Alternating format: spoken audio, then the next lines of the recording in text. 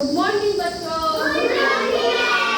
पिटारा देखिए बच्चों, एक होता है पिटारा खोलने से, उसमें जादुई पिटारा होता है ना, उस पिटारे को खोलो, चाहे डिब्बा हो उसको खोलो, उसमें जो सामान भरा रहता है उसको क्या बोला जाता है? पिटारा। देखो उस पिटारे में से क्या क्या निकल रहा है। उस पिटारे में देखो बहुत से सामान निकल रहे हैं, जैसे कभी उसमें सुतली निकलता है, सुतली नाच रही है, और ऊंट भी, और देखो सुपारी भी, सुपारी इसमें देखो 900 मन जो है वो निकल रहा है। क्या निकल रहा? आटा।